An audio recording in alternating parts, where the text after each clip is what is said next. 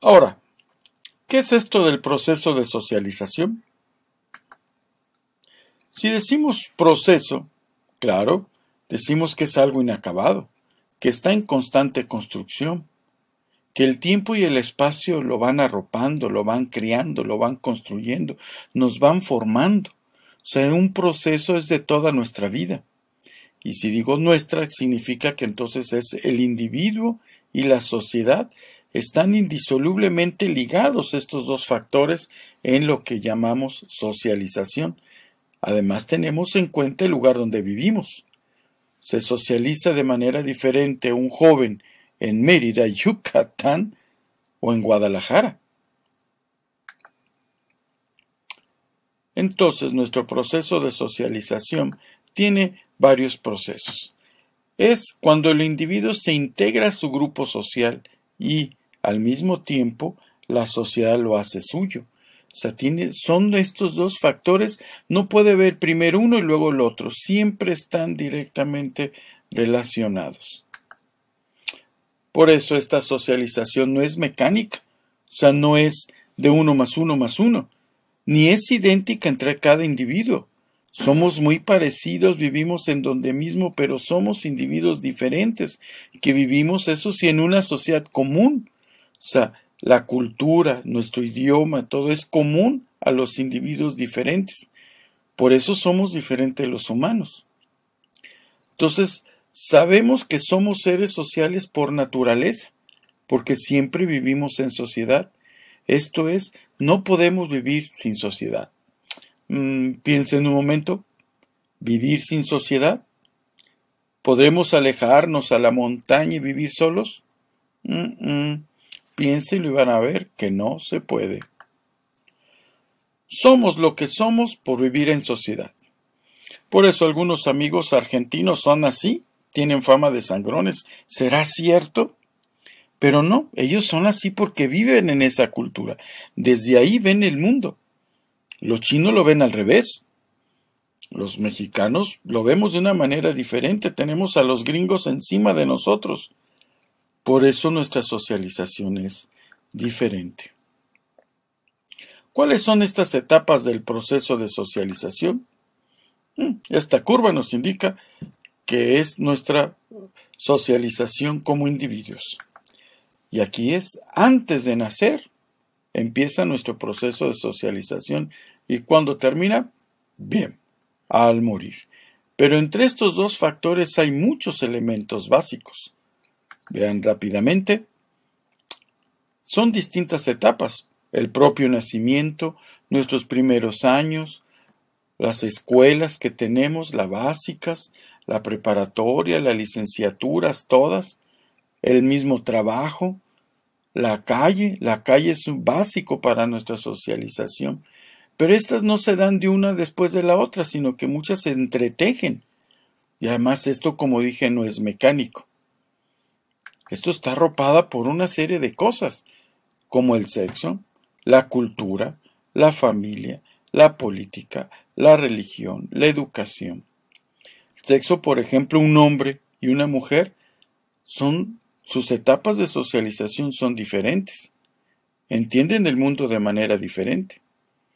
La cultura misma, en la ciudad podemos ver que hay distintos grupos culturales, lo ven a su vez de manera diferente. A Juan le gusta el reggaetón, pero a Carmela le gusta la música clásica. Pero ambos están aquí en este salón de clase y tienen culturas, su socialización es diferente. Y así lo demás, piensen, se los dejo de tarea, cómo influye la familia en nuestra socialización, la política, la religión. ¿Acaso no influirán? Es más, Pedro se llama Pedro por una cuestión religiosa, aunque él sea ateo. Pero hay más elementos de este proceso de socialización. Tenemos prácticas que adquirimos desde antes de nacer y sobre todo al nacer ya estamos teniendo algunas prácticas. A respirar, a oler, a sentir, todo. Y querámoslo o no, de nuestros primeros meses de nuestra vida también adquirimos valores. Más adelante los vamos conformando estos valores y aunque no sepamos que son normas, las vamos creando. Desde la propia familia creamos normas, aunque no le digamos que son normas que se desprenden de esos valores. Y estos asuntos de prácticas, valores y normas solamente las podemos exteriorizar si las comunicamos, si sabemos comunicar de una generación a otra estas cosas. Y las formas de comunicación son muy diversas. Se basan en nuestros 5 sentidos. Cada sentido que tenemos es una forma de comunicarnos con el mundo que nos rodea. Y cada uno de estos tiene su propio umbral de percepción. Es cómo sentimos unos de otros. Unos sienten más el dolor que otros. Otros la vista les cansa más que otros. El oído. Unos captan mejor los sonidos y pueden ser buenos músicos.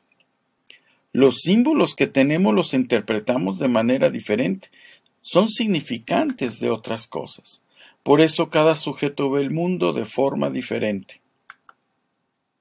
Junto con todo esto, nos vamos creando a través de nuestra socialización varias formas de entender la vida, el mundo, la relación con los demás, y eso vamos cada día buscando una madurez, vamos cambiando nosotros, vamos adquiriendo rasgos fundamentales de la socialización. Es eso que llamamos madurez.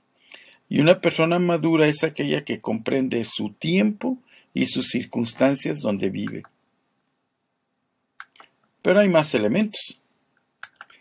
Otro se desprende de lo anterior, que vamos formando nuestra personalidad. Como sabemos, la personalidad no solamente es individual, sino que tienes un producto social que es aprendida desde el núcleo mismo de la familia, las amistades, el barrio, la escuela, las tradiciones, las lecturas, los hábitos y hasta los genes van formando nuestra propia personalidad.